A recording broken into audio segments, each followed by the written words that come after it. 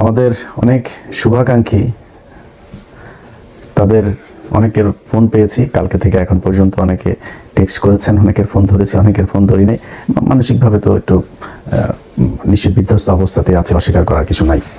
এখন প্রশ্ন হলো যে গতকালকে আপনাদের বাংলাদেশ সময় যখন দুপুর 12টা, আমাদের তখন এখানে আপনাদের এখানে যখন দুপুর এই রাত 12টা, আমার এখানে তখন দুপুর 1টা বাজে।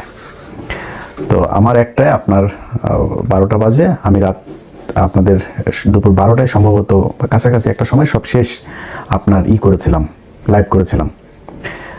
তারপরে ঘুমাতে গিয়েছি, পরিস্থিতি দেখলাম, বুঝে টুঝে যেটুকু বুঝলাম বুঝা তারপরে ঘুমাইতে গেলাম। ঘুম থেকে উঠে কিছুক্ষণ আগে লম্বা একটা ঘুম দিয়েছিলাম, উঠে নাস্তা টাস্তা করলাম।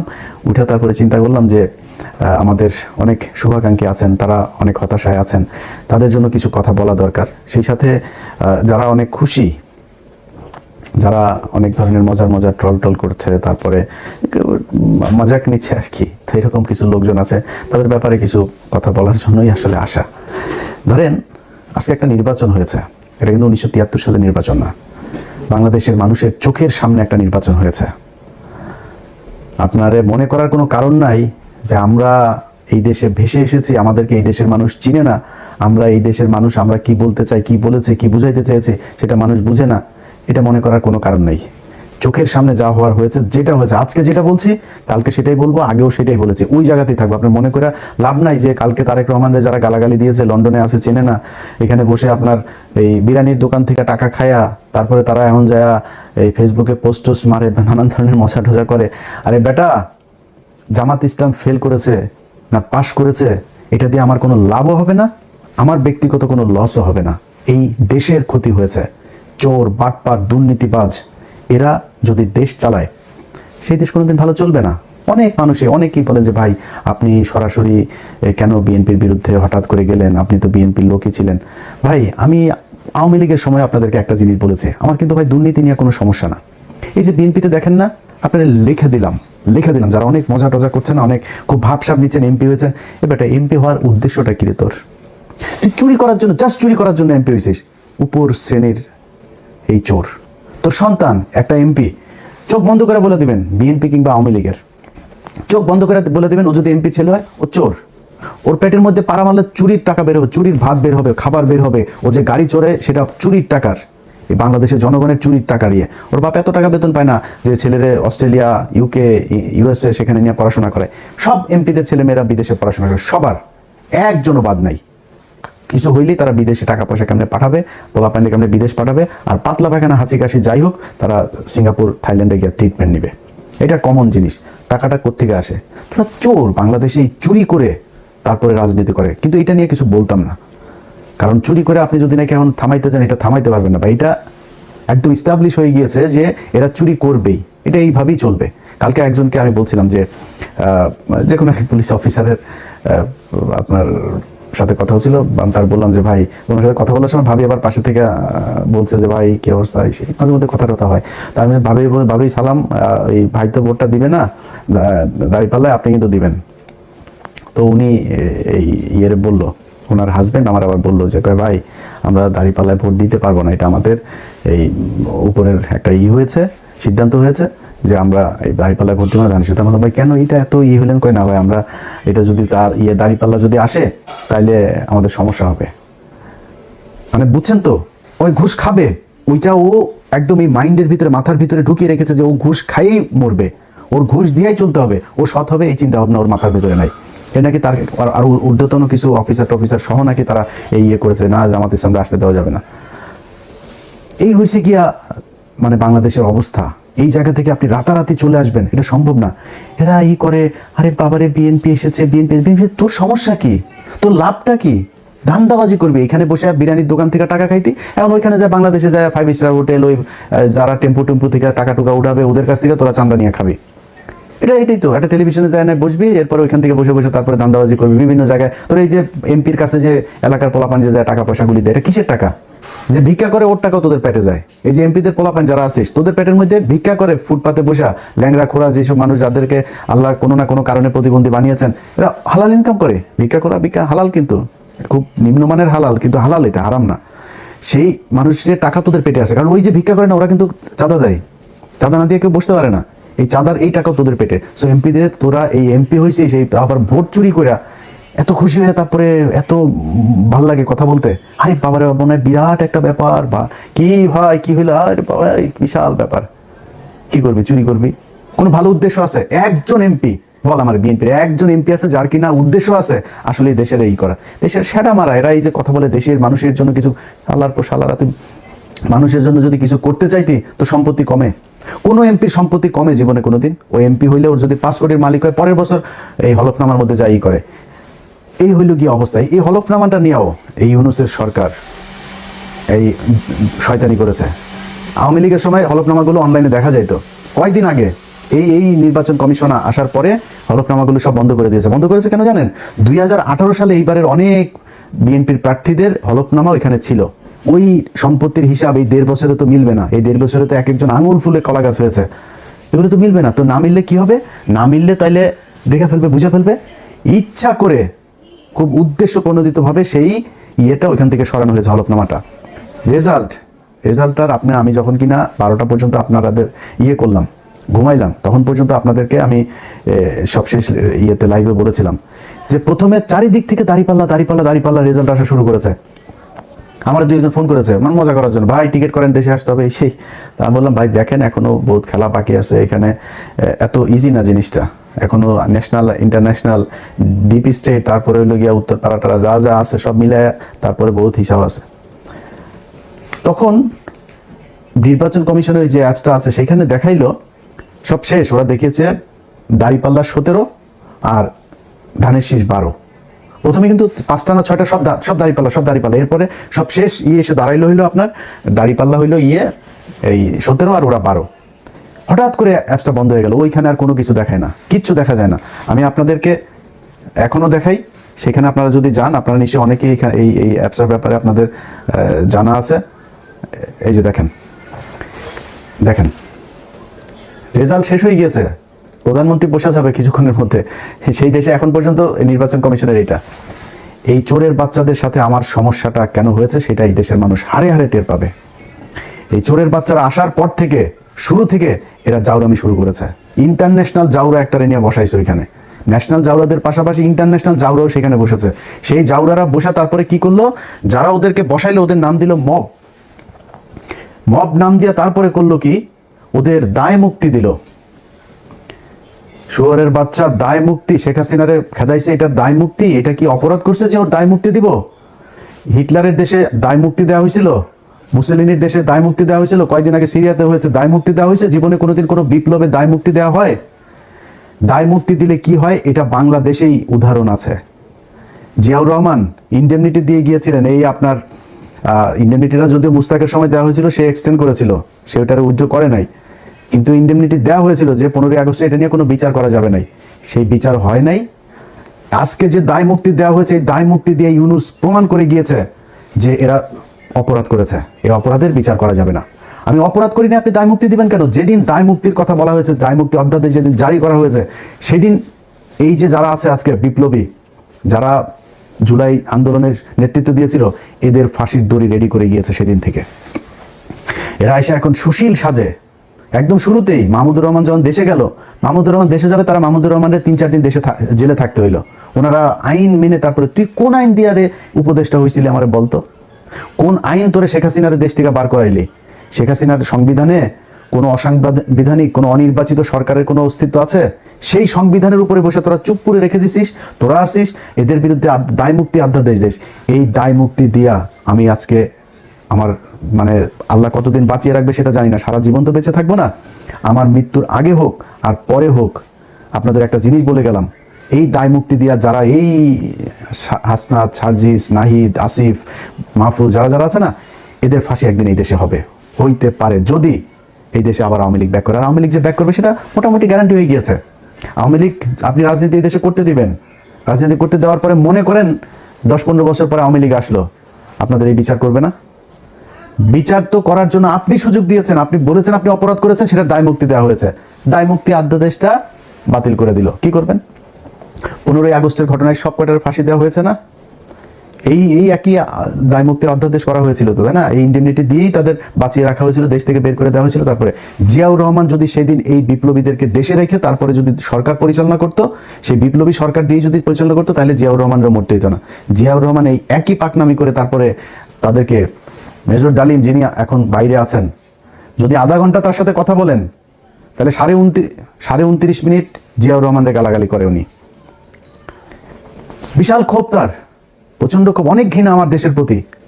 কারণ এই দেশ তারা বাঁচিয়ে গিয়েছেন, এই বীর যোদ্ধাদেরকে আমাদের দেশের মানুষ সম্মান করতে পারে নাই, এই জন্য আজকে দেশের এই অবস্থা। আপনারা এখন দাঁত কেলায় তারপরে হাসেন, আরে বাবারে বাবারে বাবা, কত নির্লজ্জ হইলে একটা মানুষ। আরে একটা মানুষ জানে না আমরা কারা, আমরা কি কথা বলি আমরা জানি না।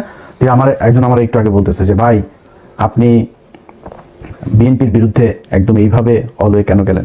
এবার বিএনপির বিরুদ্ধে যাই নাই, বিএনপি যে চাঁদাবাজি করে, চাঁদাবাজি করেই খাবে, এটা আমরা জানি। আমি আওয়ামী লীগ আমলে বলেছি এই কথা, যে বিএনপি যদি 15 বছর সুযোগ পায়, তাহলে আওয়ামী লীগের চেয়েও ভয়ঙ্কর অবস্থা ধারণ করবে দুর্নীতির দিকটা। খালি জিয়া পরিবারের প্রতি সম্মানটা কেন? জিয়া পরিবারের প্রতি সম্মান একটাই কারণ, সেটা হচ্ছে যে ভারতের বেলায় তারা এই ভারত তার বাবাকে মেরেছে, ভারত তার মাকে মেরেছে, হইতে পারে ভারতের হাতে তারও মৃত্যু হবে। সো এই ভারত আপনার তার পরিবারের শত্রু।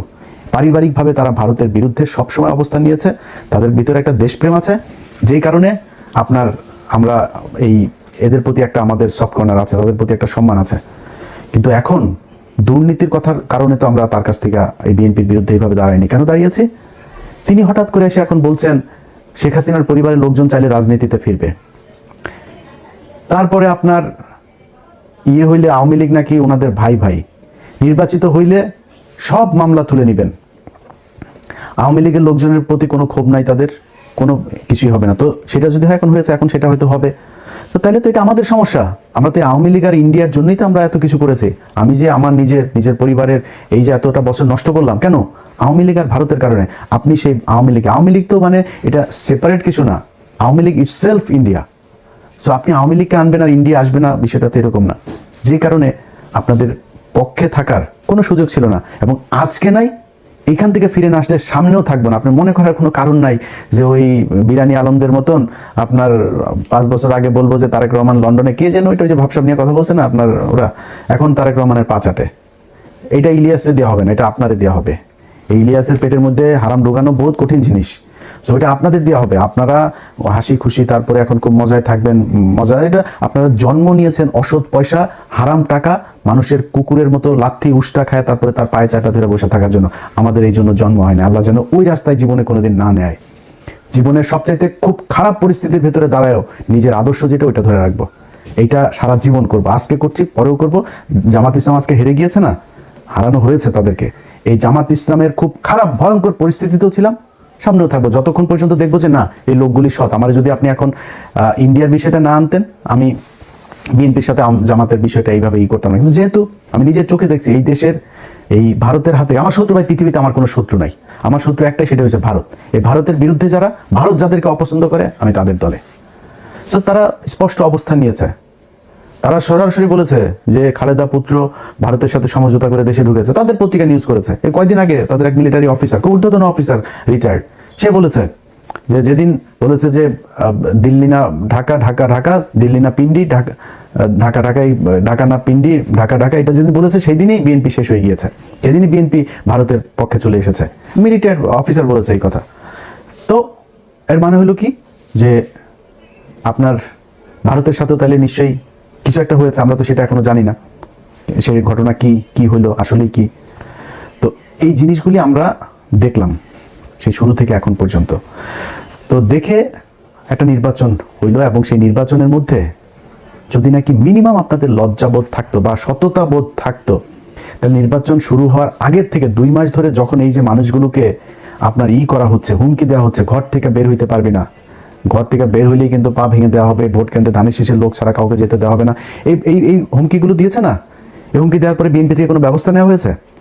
তারেক রহমান দেশে যাওয়ার পরেও কোনো ব্যবস্থা নেওয়া হয়েছে? কিছুই করা হয় নাই। তাহলে ঘটনাটা কি দাঁড়াইলো? ঘটনা দাঁড়াইল আপনারা এরকম একটা নির্বাচন করেই ক্ষমতায় আসতে চেয়েছেন। সো এত ভাব মারার কিছু নাই তো, চুরি করে এসেছেন ক্ষমতায়, চুরি করে ক্ষমতায় দেখেন থাকেন। আল্লাহ যা করে ভালোর জন্য করে। যদি নাকি মনে করেন যে এই সামনের দেশ চালানোটা এত সহজ হবে, এত সুন্দর এক দেশ আপনাদের জন্য রেখে গেল এই বালের সরকার একটা, এটা মনে করার কোনো কারণ নেই। প্রতিটা পদে পদে টের পাবেন। আপনার যেই ভালোবাসার সাংবাদিকরা আপনাদের এখন আছে, সেই সাংবাদিকরাই বুঝাই দিবে, এরাই বুঝাই দিবে আপনাদেরকে কি জিনিস তারা। তারা সেই হাসিনার পাঁচাটা কুকুরগুলো এখন ওইখানে বসে আছে, তারা এখন আপনাদের খুব বিপদে পড়ে তারপরে পাটা চাটছে, কয়দিন পরে পা দুইটা তাপ করে সরাই দেওয়ার পরে বিচিতে ধরে টান দিবে, বলে গেলাম এটা। তো এই হচ্ছে নির্বাচনের সার্বিক অবস্থা। আপনাদের যদি আমি চ্যানেল 24-এর ইয়েটা দেখাই, আপনারা দেখেছেন গণমাধ্যমের আজকের ভূমিকা।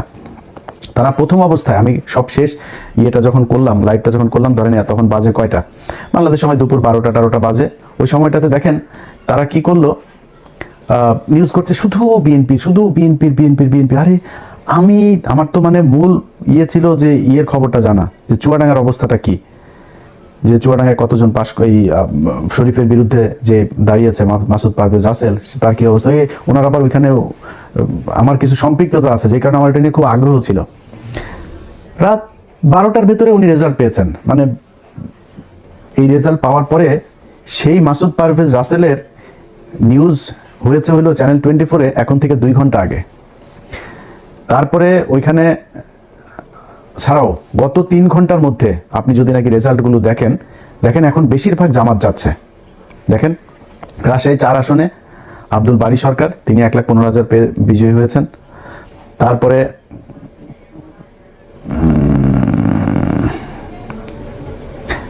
ধরেন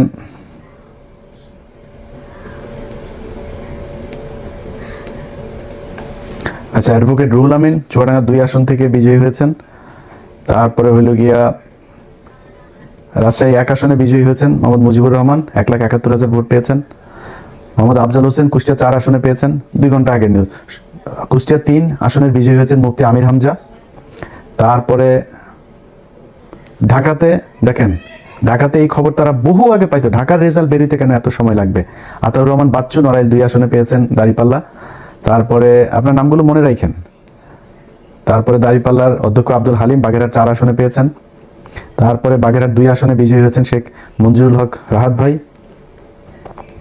ঢাকা 5 আসনে দাঁড়িপাল্লা বিজয়ী হয়েছেন। দেখেন ঢাকা 5 আসনে কেন এখন রেজাল্ট আসতে হবে, 3 ঘন্টা আগে রেজাল্ট দিয়েছে সিরাজগঞ্জ 4 আসনে রফিকুল ইসলাম ভাই। তারপরে হইল গিয়া ওই যে হাবিবুর রহমান নামে বাটপার আছে যে একটা, এই বাটপার ফেল করেছে আবু তালেব মন্ডল ভাইয়ের কাছে পাবনা 4 আসনে। তো এনারা এই খবরগুলো এখন দিচ্ছে।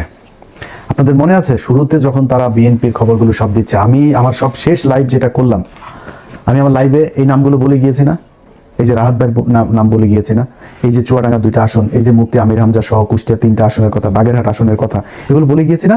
সেই রেজাল্ট এখন আসছে। কেন আসছে এখন, কেন আসছে এখন? ওনাদের যেই মানে লিমিট যেটা ছিল সেই লিমিট পূরণ হয়ে গিয়েছে, টার্গেট পূরণ হয়ে যাওয়ার পরে এখন গড়পড়তা এখন যা যায়, এখন যে যেমন লবিং টবিং করে যার মতো করে পাচ্ছে সে সেটা নিচ্ছে। তো এখন আবার একদম না দিয়ে তো আর পারা যায় না, যে জায়গায় পারেই না ওই পোলিং এজেন্ট যারা ছিল তারা কোনোভাবেই নাসর বান্দা হয়ে তারপরে দেখছে যে এটা ঝামেলা করা যাবে না, ওই জায়গাগুলোতে এখন আসন দিয়ে, আর এখন তো আসনে এই কটা আসন তো দিতে হবেই, 2/3 হয়ে গিয়েছে, আর কি দরকার। এইভাবে নির্বাচনটাতে করা হয়েছে। তো এরপরে এখন সারা দেশের মানুষের ধরেন একটা ক্ষোভের জায়গা আছে। যেমন আমি নিজে ঢাকা শহরের অনেক জায়গায় অনেক অনিয়ম, সারাদিন বহু অনিয়ম হয়েছে, অনেক জায়গায় এজেন্টকে থাকতে দেওয়া হয়নি, অনেক জেলাতে পুরো মানে সব কেন্দ্র দখল করে তারা করেছে, কোনো টেলিভিশন পত্রিকা সেগুলো নিউজ করেনি। কিন্তু জামাত ইসলামও দলগতভাবে সেটার কোনো প্রতিবাদ সেরকম শক্তভাবে করে নাই এবং সেটাকে পাত্তাও দেয়নি। তা আমি মনে করেছি হয়তো জামাত ইসলাম যে তাদের তো নিশ্চয়ই লোকজন আছে, তারা নিশ্চয়ই হিসাব রাখছে যে কোথায় কি হচ্ছে, যতটুকু সহনশীলভাবে তারা সেটা করছে। কিন্তু না, পরে দেখা গেল সেই ইয়েগুলোতে, যেমন আপনার ভোলাতে যে অধ্যক্ষ আপনার নজরুল ইসলাম, দেখেন তাকে মানে একদম জোর করে হারানো হয়েছে, তারপর অনেক ভোট পেয়েছে খুব কাছাকাছি ব্যবধানে। আপনার এই যে ইয়েতে ভোলার আরেক আসনে ওই যে হাফিজ গিয়াসউদ্দিন আল মামুন, হাওয়া ভবন মামুনের যেই ভাই হাফিজ ইব্রাহিম, খুব কাছাকাছি ব্যবধানে সে জয়ী হয়েছে। কত মানুষ ভোট দিয়েছে ওইখানে, ত্রাসের রাজত্ব, মানুষকে ঘর থেকে বেরোতে দেয়। সকালবেলা গিয়ে আগের দিন রাতে গিয়ে বলে এসেছে যে পাড়ায় যে মানুষগুলি দাঁড়িপাল্লায় ভোট দিবে তারা ভোট দিবে না এরকম জানে, সবার বাড়িতে গিয়ে হুমকি দিয়ে আসা হয়েছে। আমার যে ফেসবুকে আপনারা এই ভিডিও দেখছেন, এই ফেসবুক পেজের মধ্যেই দেখবেন কত শত ভিডিও আমি আপলোড দিয়েছি। এগুলো কি কোনো অনিয়ম না? জামাত ইসলাম আমি জানি না, ওনারা এটা কোনো প্রতিবাদ করে নাই। এখন এই মুহূর্তে আমি আপনাদেরকে পাবলিক পারসেপশন শোনাই, মানুষ যারা আপনাদেরকে ভোট দিয়েছে ভাই, আপনারা এখন মাফ করে দিচ্ছেন, আপনারা এখন এটা নিয়ে কিছুই বলবেন না, কিছুই আপনাদের কোনো ক্ষোভ নাই, যা পেয়েছেন আলহামদুলিল্লাহ, এটা যদি বলেন। হ্যাঁ, আমি জামাতের যে বক্তব্য, সেই বক্তব্য হয়েছে যে ওনারা বলছেন যে ইলিয়াস আমরা কোনো ঝামেলায় যেতে চাচ্ছি না, আমরা যদি ঝামেলায় যাই তাহলে তৃতীয় পক্ষ এটা সুবিধা নিবে। ভাই, তৃতীয় পক্ষের সুবিধা নিবে, কোনো সমস্যা নাই, তাহলে আপনি সব মেনে নেবেন নাকি? আপনাকে তো প্রতিবাদটা করতে হবে, আপনাকে তো জানাইতে হবে যে আমরা ভোটটা এই কারণে আমরা মেনে নিচ্ছি, কিন্তু মেনে নিলেও আপনারা এই এই অন্যায়গুলো করেছেন, এটা ভবিষ্যতে আমরা মানব না, কিংবা এটার কি চাই, একটু কথা তো বলতে হবে জামাতকে। কিন্তু জামাত সেটা বলে না, এটা জামাতের ব্যাপার, জামাত কি করবে। কিন্তু আমি শুরুর থেকে একটু বলি যে জামাতের সাথে যখন এই জোটটা হয়, এই জোটের সময় নানান দিন দরবার, একবার আসে যায় যায় আসে, এনসিপিও বিএনপির সাথে জোট বেঁধে ফেলে, এরকম অবস্থা আর কি, হুমকি দেয় বলছেন। তো এরা 30টা আসন নিল। ভাই, 30টা আসন কি মনে করে নিলেন আমার বলেন তো একটু? মামুনুল হক 20 আসন, তার 50 আসন দিতে হবে। তারপরে এ গ্রেড প্রার্থী ওই যে রেজু ফজু চরমনার এই মাতালটা 150 আসন চেয়েছে, মানে ওনারে 150 দিতে হবে। জামাতের নেতৃত্বের জোটে জামাত 100 আসনেই করবে, আর অন্যান্য যারা জোটের সঙ্গী আছে তাদেরকে বাকি 50টা। কি শিয়ালের ভাগ, বুঝতে পারছেন? তাদের এ গ্রেডের 143টা প্রার্থী, সেই এ গ্রেডের প্রার্থীর কই চাচা? আপনি নিজে 2 আসনে দাঁড়িয়েছেন, ভাবটা দেখেন তার। ধরেন দলের প্রধান আছে না, যেমন খালেদা জিয়া, শেখ হাসিনা, ওনারা যেমন দাঁড়াইতো, তারেক রহমানও 2 আসনে দাঁড়িয়েছেন। তো ওনার এই দলের প্রধান হইলে আবার 3টা 4টা, আমি জানি না এটা কেন করে, তো 3টা 4টা 5টা আসনে এরকম এরকম দাঁড়ায়, এটা আমাদের দেশের বোধহয় রেওয়াজ এরকম। তো উনি ওই ভাবটা ধরতে গিয়েছেন, উনি একা 2 আসনে দাঁড়িয়েছেন। ওরে বাবা রে বাবা, 2 আসনে দাঁড়িয়ে 2 আসনে উনি হেরে গিয়েছেন। কত বড় এ গ্রেডের ক্যান্ডিডেট আপনি, দলের প্রধান, আপনি বুঝেন? একটাও পায় নাই। বলছিলাম না আরো অনেকদিন আগে, বলছিলাম না এই 2টার একটাও পাস করবে না, একটাও পাস করে নাই। 143 আসন কই? চাপ দিয়া জামাতের কাছ থেকে নিতে হবে। এই একই চাপ দিয়া যখন চরমনায় চলে গেল মামুনুল হক হুজুর, সেই চাপটা দিয়া এই সুযোগটা কাজে লাগায় কতগুলি আসন নিয়ে নিল। ভাই, আপনার সবগুলি আসনে এই যে এনসিপির পোলাপানগুলো, তাদের একটারও টাকা পয়সা নাই, তো এদের জামাতের টাকা পয়সা দিয়া তারপরে বিভিন্ন মানুষজন তাদের সাহায্য সহযোগিতা করে তারপরে তাদের নির্বাচনের খরচটা যোগাইল। তো আপনার তো নাই, আপনি 30টা নিলেন কেন? এদের অনেকেই আছে যারা টাকার অভাবে অনেক সমস্যায় পড়তে হয়েছে। তা আমি নিজে যতটুকু পেরেছি, এরে ওরে না তারে বলে টোলে, এরকম আমি নিজে থেকেও বলেছি অনেককে, এরা হয়ে যায়। তারপরে জামাত ইসলাম তো তাদের সহায়তা করেছেই। তো এইভাবে তো আপনি 30 আসন নিলেন কেন? এই যে চুয়াডাঙ্গা 1 আসনে, এটা আমার ইস্যু। আমি এই শরীফকে নিয়ে 15 মিনিটস করেছিলাম। বিশাল চাঁদাবাজ, ধর্ষক, একটা মেয়েকে ধর্ষণ করে, তারে ভুয়া বিয়ে করে, তারপর শারীরিক সম্পর্ক করে মেয়েটারে তারপর ছেড়ে দিছে। সেই মেয়েটা যখন তারা চাপ দিছে, তার মাদকের আসামি বানায় জেলখানা, এখনো জেলে আছে সেই মহিলা। সেই মহিলা একজন বিএনপির কর্মী, তার ভাই বিএনপি আওয়ামী লীগের সময় অনেকবার জেল খেটেছে, অনেক নির্যাতন সহ্য করেছে, অনেক মামলা আছে তার নামে। সেই ছেলেটার বোনটাকে, আপনার বোনটাও জামাত এই বিএনপি করতো, একই সাথে রাজনীতি করতো, গান গায় মহিলা, সেই গানের শিল্পীটাকে আপনার জেলখানায় নিয়ে রেখে দিয়েছে, এখনো সে জেলে। এগুলোর কারণে আমি বিএনপিকে, আমি তারেক রহমানকে বলেছি, বিএনপির সর্বোচ্চ নীতি নির্ধারণীর কাছে আমি চুয়াডাঙ্গা 1 আসনের এই প্রার্থীর, আমি কোনো নির্দিষ্ট কোনো প্রার্থীর কথা বলি না, বলছি এরে সরান। এটা নিয়ে বিএনপির সাথে এবার আমার প্রথম ঝামেলা শুরু। আমার 5 দিন পরে তারে মনোনয়ন দিয়েছেন। এত ঘাটতারামো খারাপ তো ভাই ভালো না, তাই না? তার মান দিয়া তারপরে কি করেছেন এখন দেখেন অবস্থা। এইখানে জামাত ইসলাম চেয়েছিল মোল্লা ফারুক নামে এক ছেলের দিতে, এর না আছে এলাকায় কোনো প্রভাব, না আছে কোনো ভোট, না আছে পরিচিতি, কিছু নেই, ঢাকায় থাকে, সে যায় আক্তারের বন্ধু, এই জন্য তারা জামাত ইসলাম দিবে। আমি জামাত ইসলাম বলছি যে ভাই এটা দিতে হবে, এটা আমার আসন, আমার দিতে হবে, এটা আমি চাইলাম, আমি চাই নিয়ে তারপরে এই অ্যাডভোকেট মাসুদ পারভেজ রাসেলকে এটা করেছে যে আপনি নির্বাচন করবেন। বিশাল ব্যবধানে জিতেছে সেখানে চুয়াডাঙ্গা 2টা আসনই জামাত পেয়েছে, সেখানে নিয়ে দেওয়া হলো। এখানে যদি ওই ছেলের দেওয়া হইতো 100% সে হারতো। আমি আলেম সাহেব নাম বলে আর চাকরি হারাইতে চাই না, আলেম সাহেব আপনার জোটের সঙ্গী বিএনপির প্রার্থীর কাছ থেকে মাত্র 1 কোটি টাকা নিয়েছে, 1 কোটি টাকা নিয়ে সিট বেঁচে দিয়েছেন তিনি। ঠিক আছে ভাই, আপনি করেন, আমি আমার মতো চুপচাপ থাকবো। এই হলো অবস্থা। তো আপনারা এই যে এতগুলো আসন নিয়ে তারপরে জামাত ইসলামের এটারে নষ্ট করলেন, এটা করা তো ভাই ঠিক হয় নাই। এটা করাতে আপনারও ক্ষতি হয়েছে, তাদেরও ক্ষতি হয়েছে। এই যে আজকে মামুনুল হক তিনি আপনার করছে, এই কান্নাকাটি করছেন, এখন তারা জোর করে করছেন। ভাই আপনার তো লোক নাই। আমি ঢাকা শহরের মতো জায়গায় অনেক জায়গায় শুনেছি যে মানে বেশিরভাগ সব জায়গাতে 3জন 4জন করে তাদের লোক, এখানে এদের 1জন লোক, কোথাও লোকই নেই। তাদের বাইরে বুথ করা হয়েছে 3টা 4টা বুথ, তাদের বুথের ভেতরে পানি টানি খাবার টাবার বিরিয়ানি টিরানির অভাব নাই, আর শিবিরের ছোট্ট একটা বুথ। এইভাবে নির্বাচন করেছে। আপনার তো লোক নাই, আপনি যে দাঁড়াইলেন, আপনার কিছু টাকা পয়সা লাগবে না, আপনার লোকজন লাগবে না যারা কিনা সবগুলো কেন্দ্রে পাহারা দিবে, এটা পারেন নাই, যে কারণে সমস্যা হয়। সব জায়গায় ছড়ায়া ছিটায় না করে 2টা আসন নিতেন, 5টা আসন নিতেন, নিয়ে আপনার লোকগুলির সব এই 5 আসনে কাজে লাগাইতেন, তাহলে রেজাল্ট পাইতেন। আপনি তো করেন নাই সেটা। আপনাকে মানুষ ভোট দিয়েছে, ভোট আপনারা দেয় নাই, ভোট এই ধানের শীষের বিরুদ্ধে মানুষ ভোট দিয়েছে। এবার নৌকারে যেভাবে ঘৃণা করেছে, এবার ধানের শীষের 1.5 বছরে মানুষ ওই ঘৃণা করেছে, করে আপনাদেরকে ভোট দিয়েছে। এই দেশের মানুষের দোষ দেওয়া লাভ নাই, আপনাদের ভোট দিয়েছে, আপনারা সেই ভোট গণনা করে সেই রেজাল্টটা আপনারা ঘরে আনতে পারেন, এটা আপনাদের ব্যর্থতা। তারপরেও মন্দের ভালো হইল, এই দেশের মানুষ ভালো আর মন্দের মাঝখানে যে দেয়াল, সেটা তারা চিনতে শিখেছে।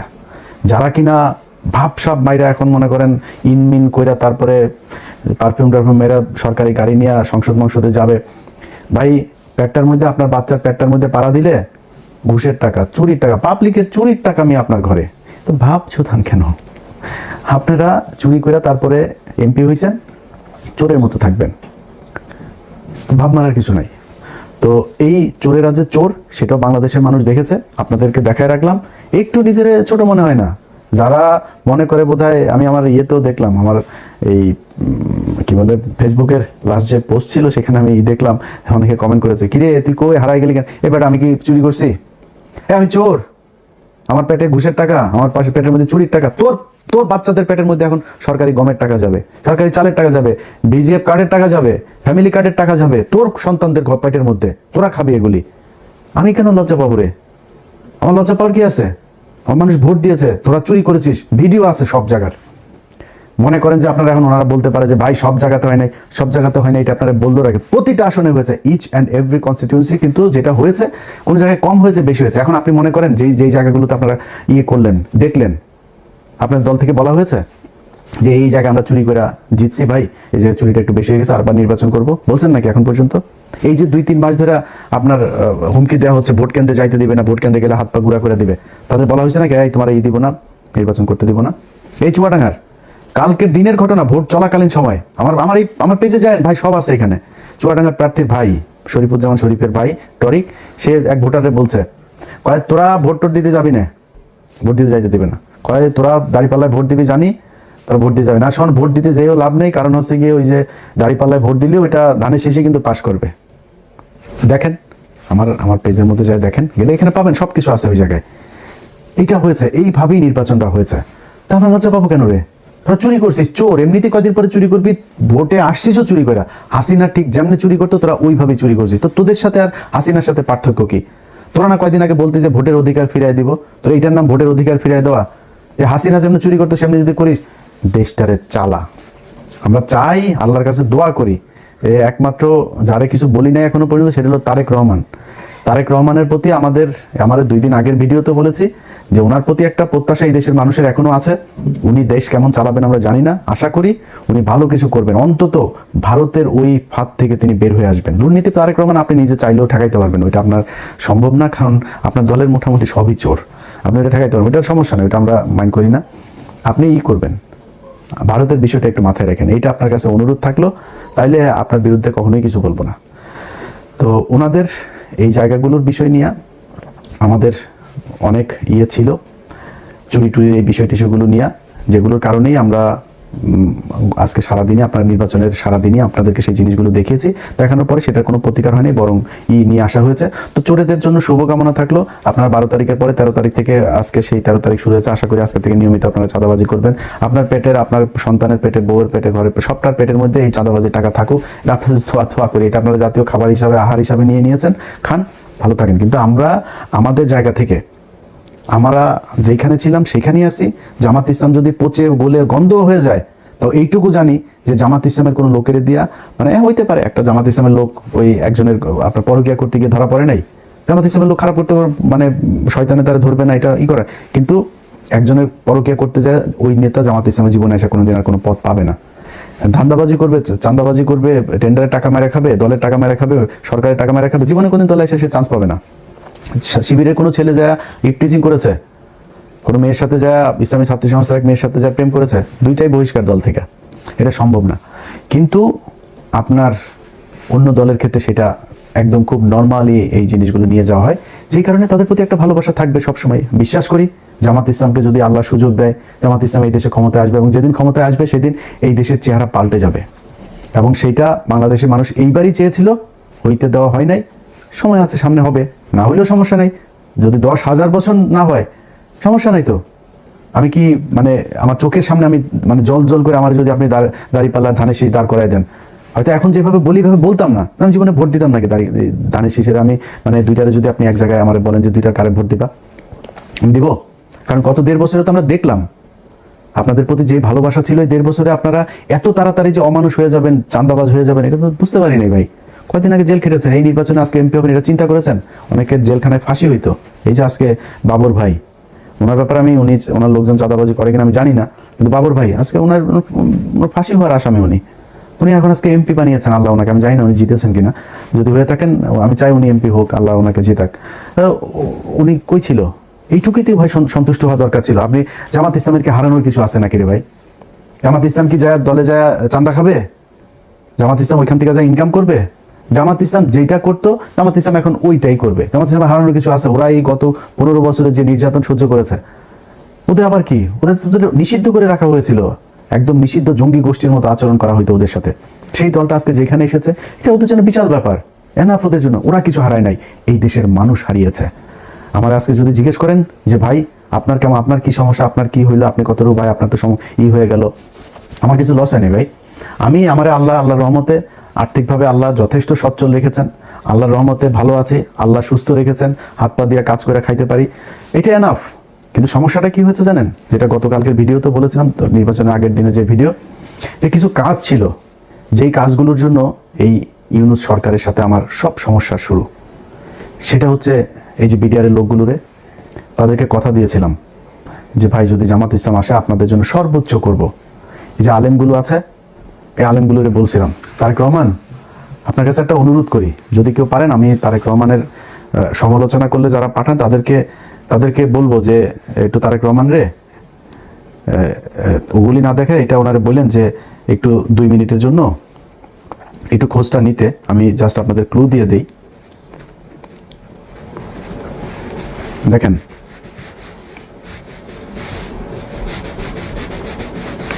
দেখেন, এটা আপনাদেরকে আমি দেখাই, আমি জানি না আপনার দেখা যাবে কিনা। আচ্ছা, এই যে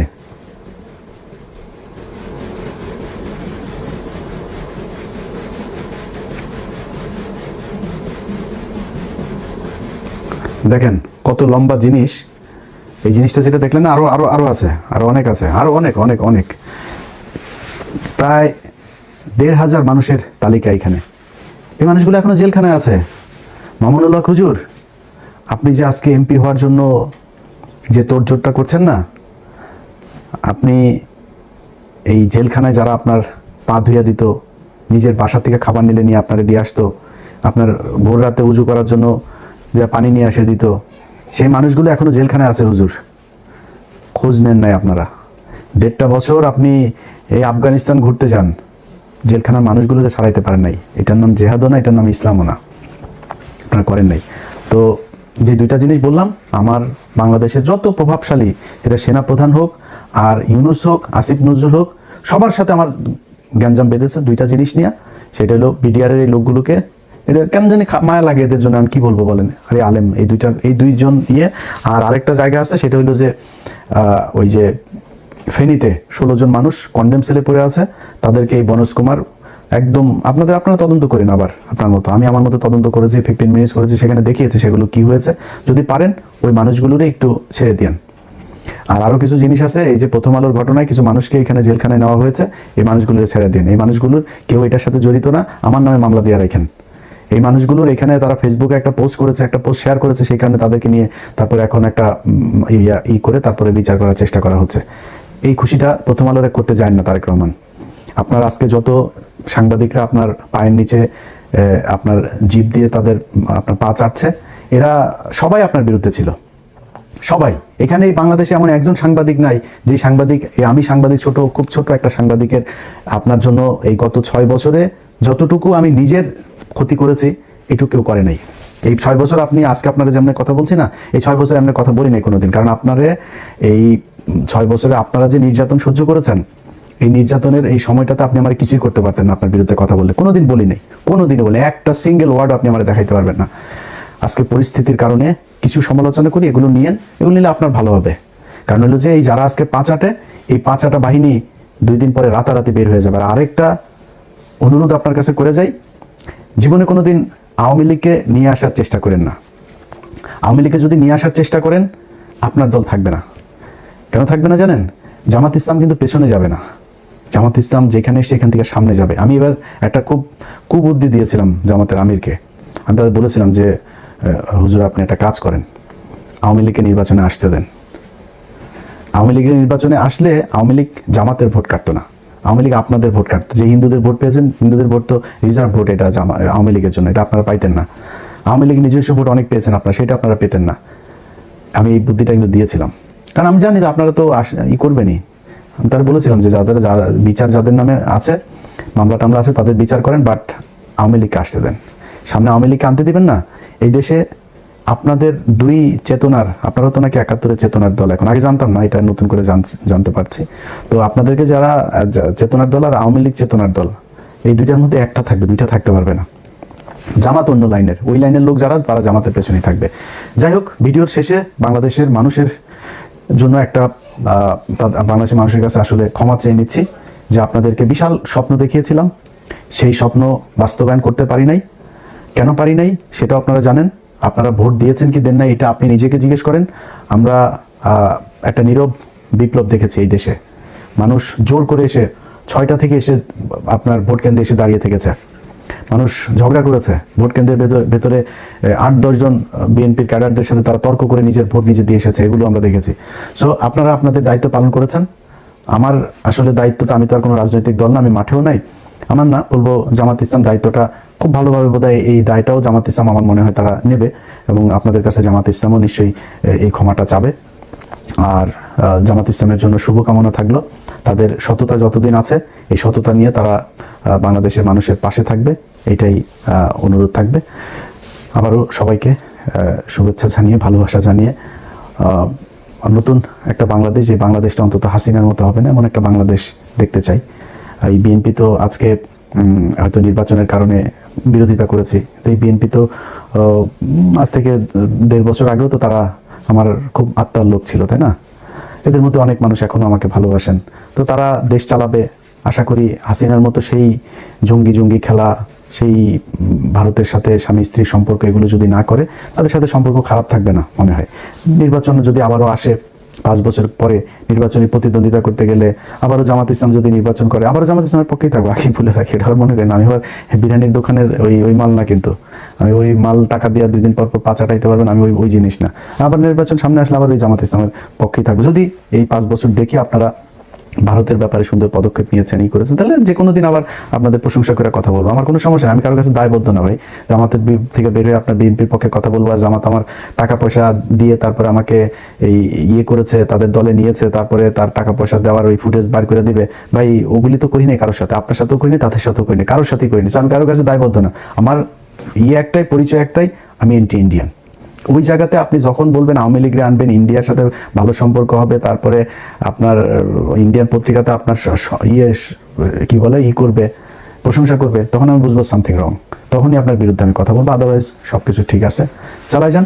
চুরি করে ক্ষমতায় এসেছেন, দেখেন দেশটা মোটামুটি চালান। অবস্থাও ভালো না, অর্থনৈতিক অবস্থাটা খুব একটা বোধহয় ভালো না, ঠিকঠাক মতো চালায়েন, এটাই চাই। 5 বছর পূর্ণ হন ইনশাল্লাহ।